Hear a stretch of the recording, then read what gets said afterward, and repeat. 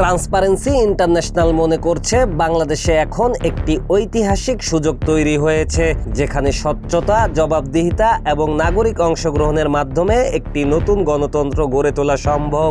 আন্তর্জাতিক দুর্নীতি বিরোধী সংস্থা ট্রান্সপারেন্সি ইন্টারন্যাশনালের চেয়ারম্যান ফ্রাঁসোয়া ভ্যালেরিয়ান সম্প্রতি এক বিবৃতিতে বলেন, বাংলাদেশের জনগণ অতীতে দুর্নীতি, স্বৈরাচার এবং রাজনৈতিক অস্থিরতার বিরুদ্ধে লড়াই করেছে, আর আজকের বাস্তবতায় তারা আবারও একটি সুশাসন ভিত্তিক রাষ্ট্র গড়ার পথে এগোতে পারে।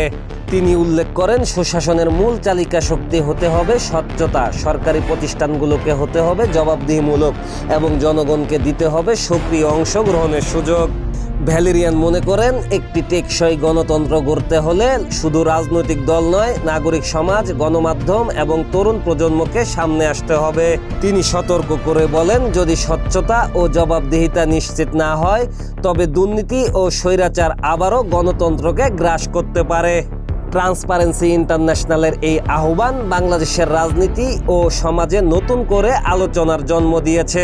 এখন প্রশ্ন, এই সুযোগকে কাজে লাগিয়ে কি সত্যি বাংলাদেশ এখন একটি নতুন গণতন্ত্রের পথে এগোতে পারবে? তালুকদার রাসেল, নিউজ ডেস্ক, সংবাদ সারাবেলা।